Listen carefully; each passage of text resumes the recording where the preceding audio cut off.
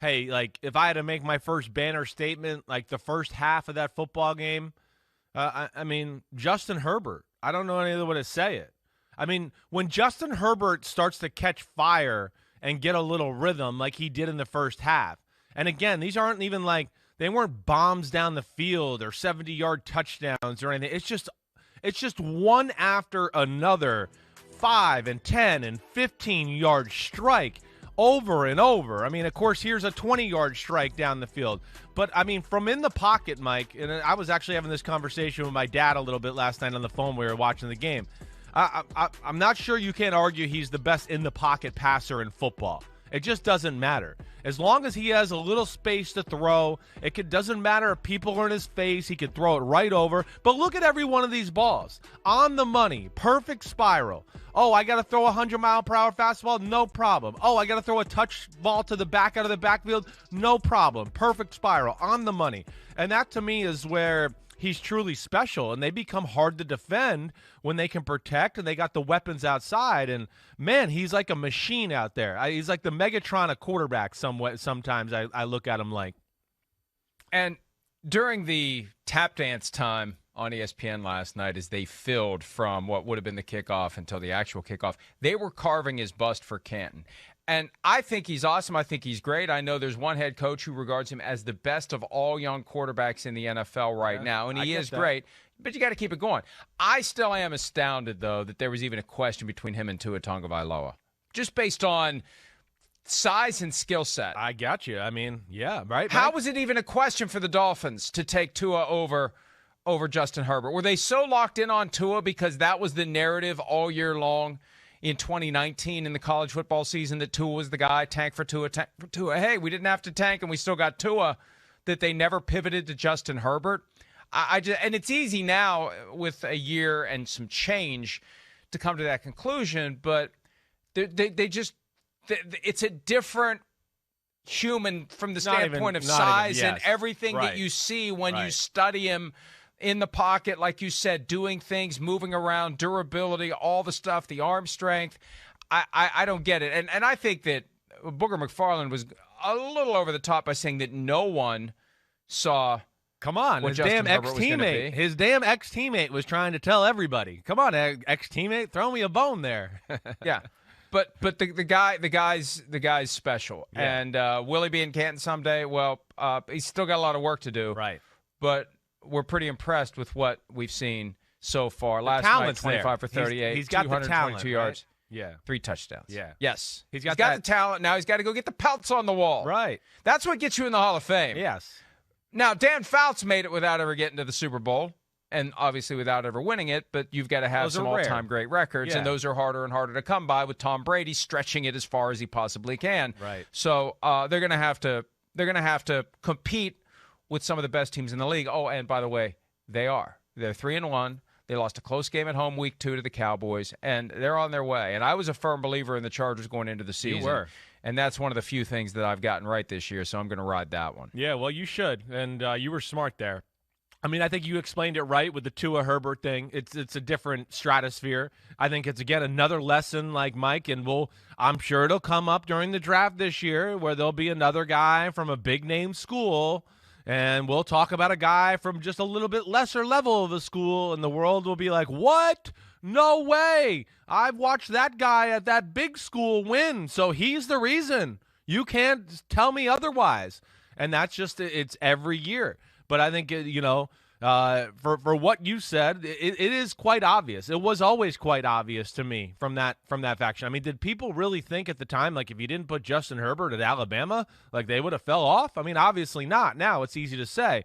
But, man, if they can continue to protect him the way they do, which we've seen pretty good protection all 3 weeks, weapons, tight end, got the run game going last night. If they get the run game going, like you heard Brian Greasy and Louis Riddick talking about in the fourth quarter, they'll be unstoppable on the offensive side of the ball. Because the other thing, Mike, that we haven't even seen yet, they're doing it's not a big play, 50-yard bombs type offense. It's really more of an intermediate Drew Brees offense It's from the Saints offense. Yeah. Right, yeah. It's the Saints offense. It's from Joe 8 or 9 Lombardi years with the ago Saints where offense. Drew's usually just carve you up for 8, for 10, for 8, for 10, and just back and forth. And that's what he's doing right now. And I think that almost makes it more impressive with his decision-making and accuracy all the time.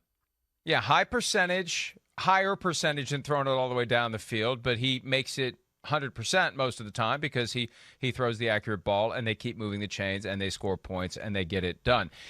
Back to this whole college football dynamic. Yeah, correct me if I'm wrong. Right. 2018, wasn't Justin Herbert perceived to be one of the best prospects until he decided to stay? It's amazing how college football coverage blows hot and cold with certain guys. And, if a guy rises one year, if he isn't extra phenomenal the next year, somebody else fills that void, and the scouts kind of forget about him. Are the scouts that impressionable that they forget that this guy was pretty damn good last year, and maybe there's a reason why it fell off a little bit this year? I remember Lamar Jackson, the year after he won the Heisman, he was still as good as he was the prior year, but his team wasn't. Right. He wasn't getting all the buzz and the coverage, and that kind of knocked him down. It's just kind of weird that scouts, I feel like, are influenced by the fact that the shine comes off of a guy a little bit when he stays for that extra year. I'm not going to blame the scouts. I think it's more people in the building with some of these, It's a good point. I think it's like more the them. owner. Right. The I owner. want Tua. I get Tua. Exactly. The GM, whatever, the head college personnel guy, their butt starts to be on the line for the decision, and they go, wait, oh my gosh, Alabama never loses. He puts up good stats. He's charismatic as a guy. And Justin Herbert, everybody's making him sound a little bit like he might be bubble boy up in Oregon, and he'll never leave the bubble of Oregon. And then it wasn't like a machine on offense, not because of him, because the offense wasn't very good in Oregon, but it got blamed on him to a degree. And that becomes a little bit of the mantra or the headline on some of these guys at times. And, they can't fight it back. But you're right. I felt like he was more strongly on the radar the year before than he was the year when he got drafted by the Chargers. Certainly, there seemed to be more hype about him. More negative stuff started to come out. And it's crazy to me. And at some point, people just got to evaluate the player like you're talking about, the physical skill set. Does he have brains? Is he an idiot? Okay, he's got pretty good brains. He can really throw it. He's got good feel for the game, and you go from there. But too much right now, at least in my opinion, in the NFL world, they're attaching quarterback player to the team, and they're thinking there's some magic he's giving the team. When I go, no, the magic he gave the team, Tua in Alabama? Oh, there was 20 first-rounders on the team. That was the magic. Oh, that's right. So it wasn't really him, and that's where people, I think, get lost in the evaluation at times. Two quick Justin Herbert observations, and we'll refocus on the game. Number one, I only had one negative on Justin Herbert, and you know what it was. We learned it at the scouting combine. Yes, the day that you ended up losing your lunch. One of his boyhood idols was Joey Harrington. Right. Justin. Maybe that's why he fell to number 6. And number two, I have a friend who is an ardent and informed and very thorough and passionate Dolphins fan who has been a Dolphins fan for decades. Yeah. He texted me last night, I'm not watching this game tonight. I can't do it. I can't watch Justin Herbert because we could have had him and we didn't take him. Right. And that's going to haunt the Dolphins and their fans, except for the people who are still card-carrying members of the Tua Mafia. And that group, I think, is starting to dwindle. Most Dolphins fans, I think, are going to be tormented for the duration of Justin Herbert's career because he was right there. They could have had him. They took a quarterback, and the next guy off the board was Justin Herbert. Yeah, no doubt. He would have been a organizational changing draft pick.